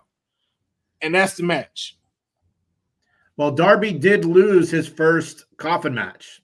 So that's the first L he took. That's a big deal. And I knew it was some bullshit when I seen how far that coffin was from the ring. This one, I knew this match was gonna be on some bullshit. I was like, why is the coffin so far away? What's going on? The coffin is somewhat closer to the ring. This finna be a dumbass match. Watch. And it was. I thought we was gonna see so much more from this match, especially from these two. Especially after what he did to that belt. I thought this is it. This finna be like, I thought this was gonna be one of those like up there with match of the night. And it was not. It was worse than one of them pillowcase matches back in the WWE Attitude Era. Like, yeah. That's what this felt like. So hopefully they get some retribution like them 7 people that didn't come out of that gauntlet match this week or whatever the pay-per-view is. So, but Jack Perry still remains your TNT champion. Hopefully we get to see what comes out of this or what's next for both him and Darby Allin. Cool. But the last two matches is the TBS Championship champion Mercedes Moné versus the Dr. Britt Baker, DMD. And I don't think anyone is surprised that Mercedes Moné remained the TBS champion. I would just like to get your thoughts on the 4th best horsewoman's victory tonight. Jason, your thoughts on this match? It wasn't good. I've said all along, Sasha Banks is better than Mercedes Moné. Sasha Banks was scripted. I feel like she worked harder than what she does now. Giving her a microphone is like, it's terrible. She's good in the ring, but this match just didn't do it for me. I'm not a fan of Mercedes. I like Sasha better.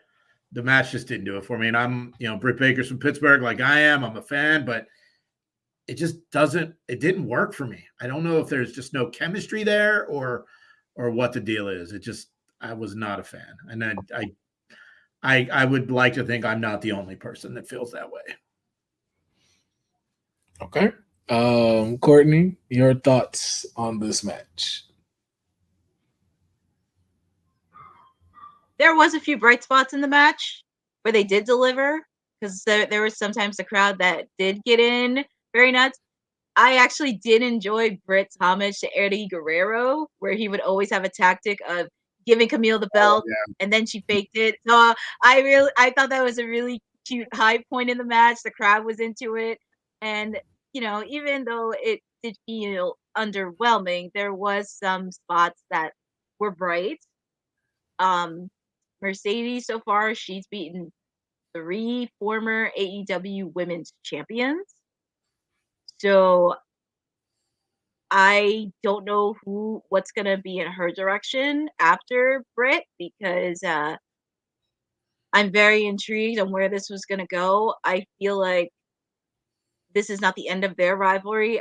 Thinking long-term wise, I do think they can create a long-term rivalry between them, but it's going to be very interesting on how this is going to go.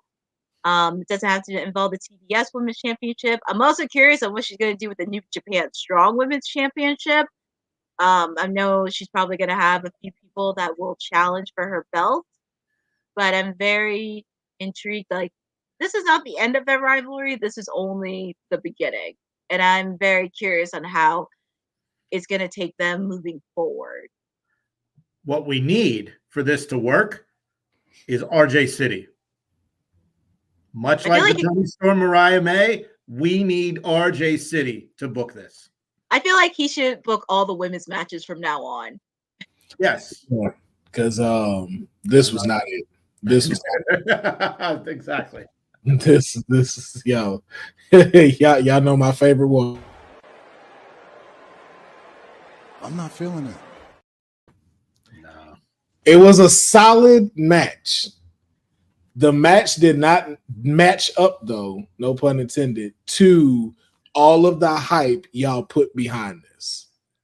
With so much of what you built towards this, for it to be just a solid match, not only makes you look bad booking wise, but it also shows what we consistently talk about with the fake TK when it comes to your shiny toys, because you put the best story in your women's division as the second match, and you betted all your chips on this one when you should have reversed both of them. Yeah.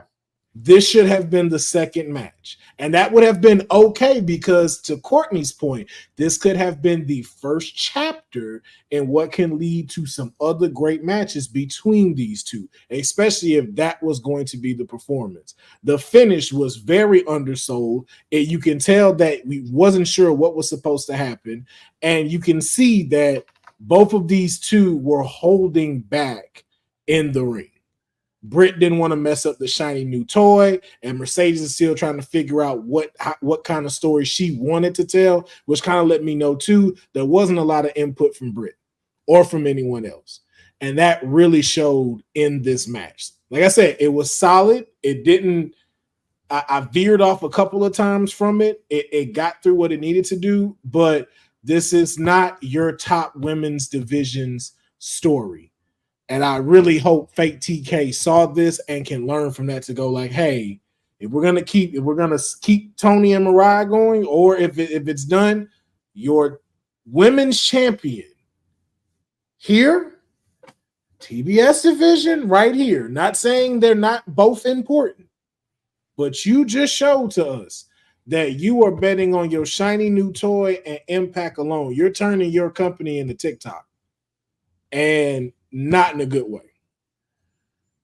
It wasn't good. This was very underwhelming for what y'all put into this. I'm sorry. I think we should move on to the main event. That's definitely what I'm talking about. Yeah. Now, what was not disappointing, although pissed me off. Pissed me off, though. The AEW World Championship, which we already, if you were watching the pay-per-view, was told what was going to happen 14 times throughout the entire pay-per-view. It was title versus career. And of course, after the dust was settled in Wembley, your new AEW World Champion is Bryan Danielson. The American Dragon is not retiring, and won by submission of Swerve Strickland. Go ahead, Courtney. I'm just happy that he's champion. I mean, I like Swerve, but I'm just happy Bryan Danielson's champion. How can you not go against this guy? It's just his resilience and his hard work. But also, I'm not surprised that he won by submission, because that's his specialty. He does submission, which I'm not sure if it's gonna hurt Swerve, because hopefully they don't start a "you tapped out" chant on Dynamite. You know they are. You know they are. I know, on Wednesday. That's gonna be interesting to say. But it was just a wonderful moment to see Brie and the kids and his family there just celebrating his victory. The crowd getting into it. Also, I'm not surprised because I'm not surprised Hangman tried to interfere in the match. I know he tried to push away Prince Nana during the match, and I know security had to get him out of there. But overall, it was a really great match. Swerve tried to make intimidation tactics towards Free and the kids, and I think he made one of the kids cry. Good. He Yes. made one of the kids cry, but they delivered. It was a really good match. I enjoyed both of their entrances too. I'm not surprised Bryan Danielson used the final countdown. It was great. It was so awesome just leading into the main event. And then of course, both of their entrances, they really delivered a good match. I'm very curious on Wednesday at Dynamite on Wednesday. Grand Slam in a couple weeks. Darby Allin. That match, I'm very intrigued on that match, and also not All Out, but Tacoma, Washington, and Wrestle Dream. That's Swerve's hometown, so a lot can happen between now and then. But I give kudos to Bryan Danielson finally capturing the belt. 5 years in the making, 4 years in the making, and during his tenure at AEW, and kudos to him. You had mentioned the entrances. Danielson won the entrance battle. I felt like the Swerve one. I feel like they always do the same thing, and this one it seemed a bit cluster fucked. I don't know why. It wasn't as smooth as I thought it would be. The match was great. The one thing that didn't make sense is when they did that spot where he dropped him on his neck on the belt. Or on the ring bell, Danielson cut his forehead. Yeah. He landed back here. Why's your forehead cut, bro? Right. And then, Councilman, I'm not going to say what I think it was you that wrote in the chat about the finish, because I feel the same way. But a great match, and I was never a guy that – I never didn't like Swerve, but I guess I really never put a lot of attention into him. Tonight won me over.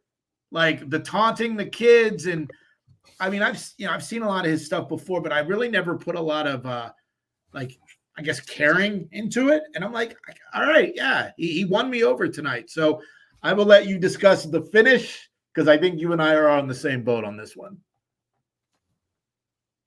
Where's my notebook? Because I wrote notes on this.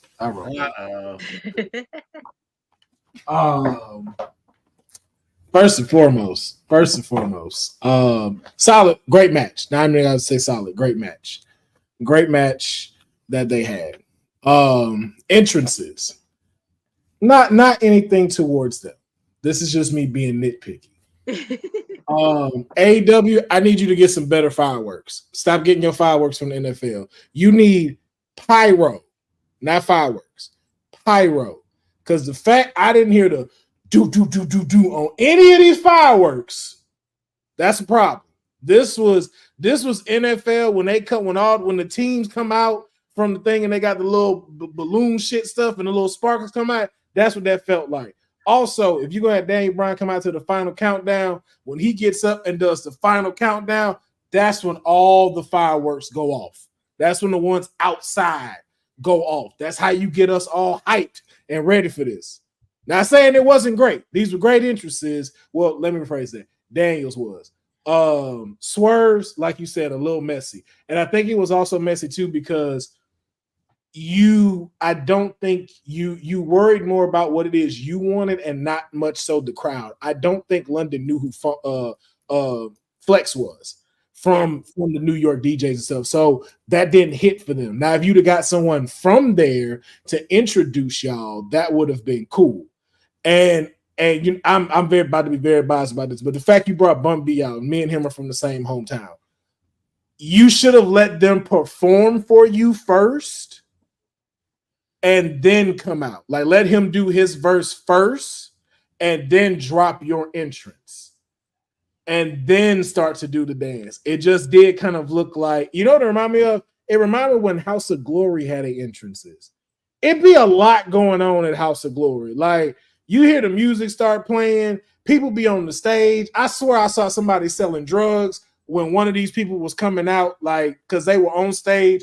And I know a slide when I see a slide of some narcotics going somewhere. And I saw that at Halls of Glory. That's what his kind of remind me of. The match was great. Also, though, as what you said when it comes to this WWE stuff, y'all showed Bree and his kids way too much. Like, y'all milked the fact that Bree was there. Y'all wanted to make sure y'all got that camera time, and I saw what you was doing. Y'all put the focus on them way too much, even between the match when they weren't even being interacted with. Shame on y'all. This ending, after all of the setup y'all gave us, how are you gonna have Swerve tap out to this man? And then when you gave us the obvious ending it was supposed to, when he did this to his flying knee, it's like, okay, the flying knee gotta end it. And as many times as you started throwing it at him, I'm like, the flying knee is what's gonna catch him if he is to lose. I don't like how this went down. I do not like the fact that you made the champion tap out, and I do think that it is going to hurt Swerve, because if Hangman is supposed to be his next one, is this now two heels going after each other?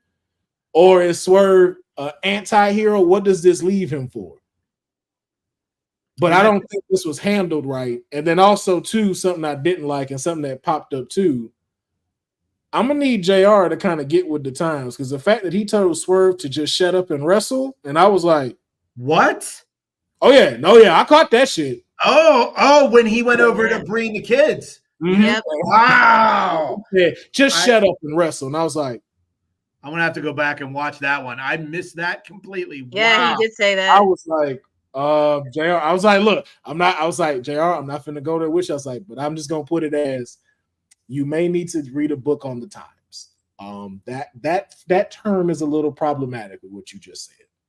And then for this to happen, Boza, there are different ways he could have said it. I'm looking at Boza's comment in the chat there. There's different ways he could have said, instead of saying shut up and wrestle. So yeah, he could have phrased that a lot better. But we know what it's to. It's just one of the things, of course, because of where we live in the social media age, that could eat up very negatively. But we, as fans, if you're watching it, it's like, yo, this man is messing with his kids. He's talking trash to his kids. I get why you're saying that to him, but how you phrased it could cause some problems. Yeah. Wow. But I don't think the tap out, like yo, that was not a great ending for that. And then two, after all of this, we never see him hold the belt.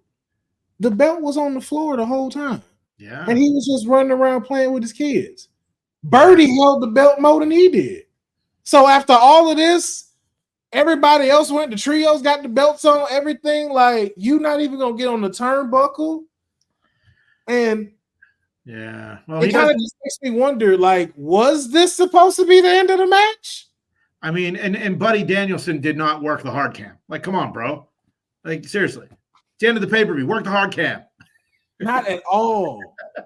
It was like, yo, and I was like, I'm starting to see why I was like, oh, I see why it's not grabbing me, because these are key elements that bring you into the story. And so it just kind of looked like it was just like, oh, all of this was about Bryan Danielson, period. And we don't even really necessarily have a story as to how we're going to make the former champ look good, as you kind of done with all the other former champs. And so it's just like, man, that's really crappy to do to somebody like Swerve. And I don't think it will hurt him as bad, because of course he's going to give us this thing with Hangman Page, but it's like, yo, to that point, we already seen that. I would have rather seen that with the belt, if you really want to put it on. Maybe a three-way at all Maybe. out? I would love that, but I know to the point now of if retirement is still in the talks of Bryan Danielson, we at least know 3 matches he got to get through. And that would have to be Darby, Christian, and Nigel has to get in there before, if the goal is for Swerve to take it back. Even if it's like a title eliminator match for Nigel. Let him lose, but still have the match. I think he should have just passed out, not tapped out for Swerve. But maybe Wednesday he just comes. He's got to deal with Hangman. Maybe he deals with that first. There's a million different ways they can go, but the important thing for me is the fact that they made somebody.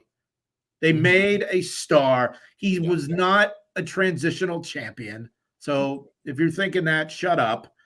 And the future is bright. And what is it? Danielson holds a belt for a few months, whether he drops it to Swerve or somebody else elevates. Cool. Let's go. Let's do it. So. Yeah.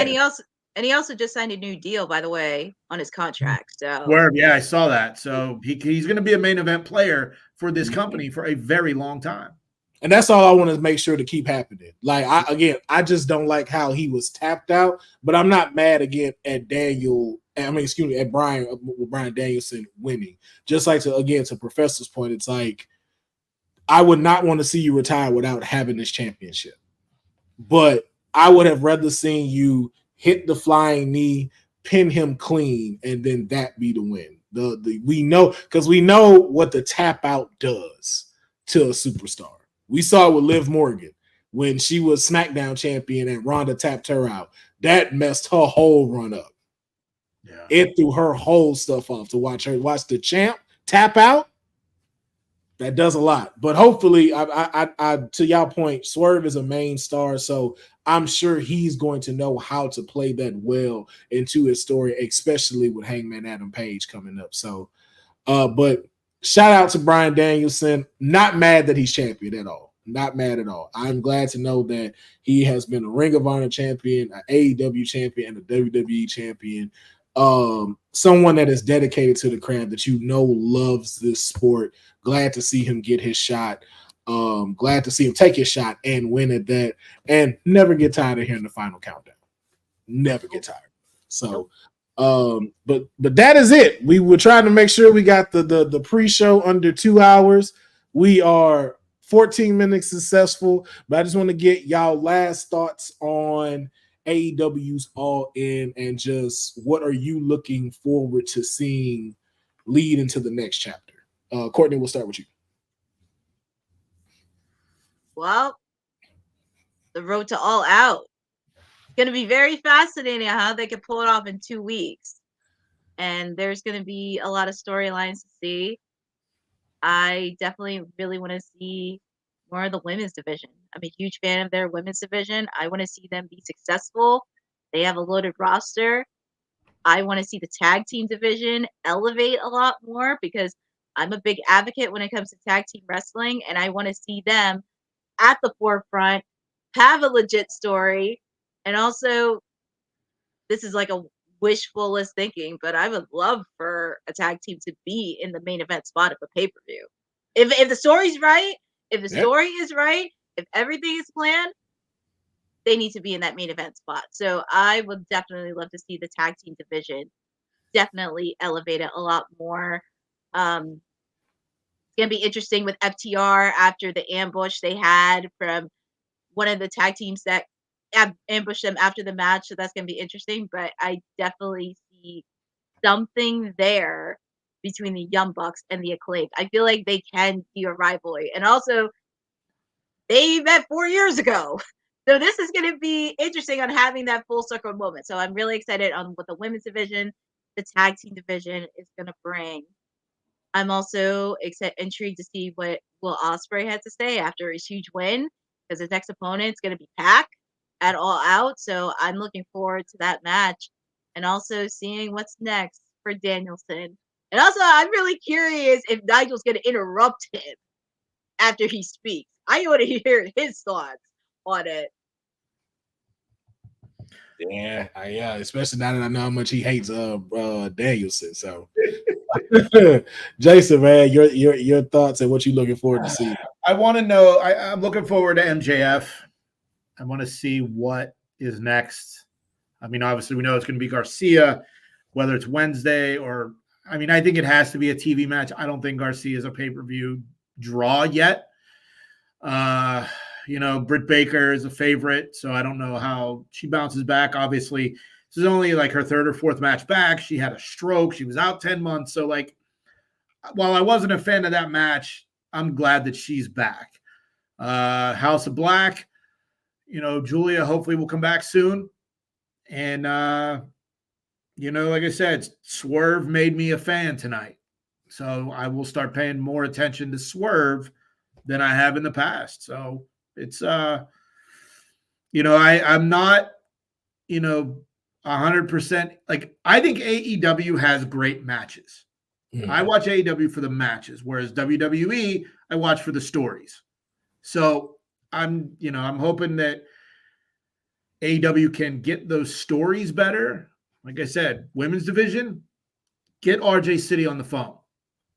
We saw what he just did for the last 8 months or 10 months or whatever it was with Tony Storm. Yeah, no, I agree with that. Same for me. I am now going to start checking out some of these AEW shows. When they got people I want to watch, I'm not going to watch all of these. I'm letting y'all know that now. I'm not going to do it.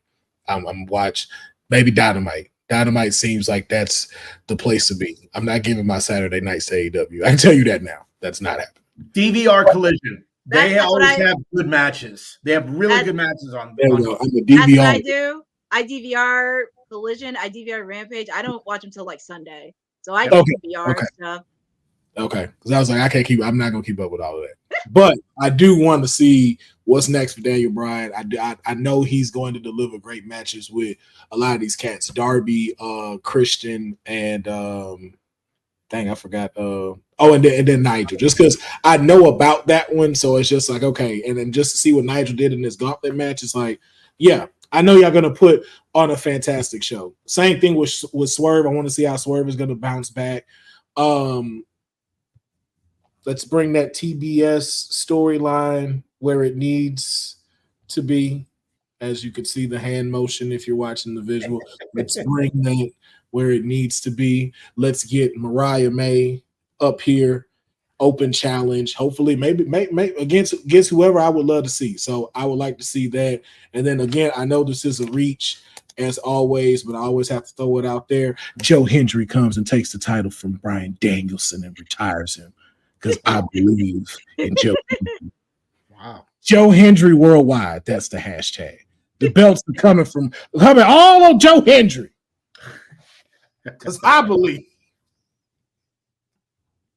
But I will say this AEW All In did make me a fan and does make me want to start checking out AEW now. Now, especially too, that I know how to watch it. Like now I know what not to expect. So it's like, okay, I'm coming here to watch the matches, not the entire production.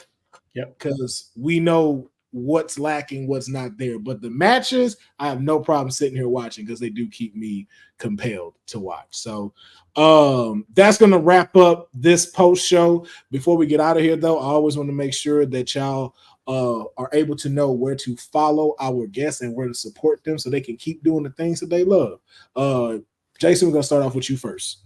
Every Friday, That Wrestling Podcast. We just had our 200th episode this past Friday. Pretty cool. Me and 3 of my friends. It's just kind of like your group chat. Everybody has one with wrestling. So we, during the pandemic, we were just doing Zoom calls like everyone else. And I was like, hey, let's just record this and see what happens. And the episode that we did this past Friday, we just went down memory lane. We talked about the beginning. We talked about what we liked, what we didn't. I dropped a secret on this show that none of my friends knew. If that's not a tease for you to go watch this on our YouTube channel or on our audio platforms, it was pretty big. And my friends were very shocked. So at That WrestlePod on socials for that, at that Jason Gray on X, Instagram, and YouTube. I also do commentary for a independent promotion, the Renegade Wrestling Alliance, in right outside of Pittsburgh. rwalive.com is the website there. And this was fun. I'm glad I was able to jump on, man. So thanks for having me, guys. Yes, bro. We was glad to have you here too, man. Courtney, how can they support and follow you? So they can actually follow me both on, I still think of it as Twitter, at Courtney NJ11, where I'm starting to post not just on wrestling stuff, but also life working in the PR and media scene. In addition, I'm also on Instagram on @CourtneyNJ11, where they could follow me after my life as Miss New Jersey and also getting into doing stuff like this. I just put up my bold predictions of All In earlier today. So that was really exciting to do. And feel free to take a look and follow me on any uprising updates. Very cool. Yes, indeed. Yes, indeed. And you already know where you can follow your councilman. Everything is at Will Pharaoh, Pharaoh. You can join me here on WWT Live Monday, Wednesdays, and Fridays. And then immediately an hour and a half after that, you can come jump on my personal Twitch and YouTube to watch me play video games, from wrestling, and then of course straight out of comic books on Fridays. So make sure that you are following and subscribing to those channels so you can stay up to date on all the stuff that I always have dropping from week to week. I want to thank everybody here in the chat, from Eric Isaac to Jason Boza. Of course, the sweetest Oos was in here. Honey was up in here. She's currently at her other job right now, so that's why she wasn't able to join us. But folks like Cliff, Dylan, Antoine Phillips, talking about us and stuff with the match.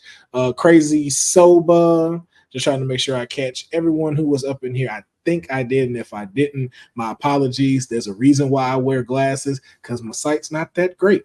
But I hope I was able to grab everybody. So we want to say peace and blessings to y'all. Hope you enjoy the rest of your Sunday. Go do something incredible for yourself, and or do just like me. Go watch some of these old video suggestions that I was given. And just like Courtney going to watch these NXT takeovers, I'm going to be watching this All Out Chicago match, the double match, and the Dynasty match, so I can see some great 5-star performances put on.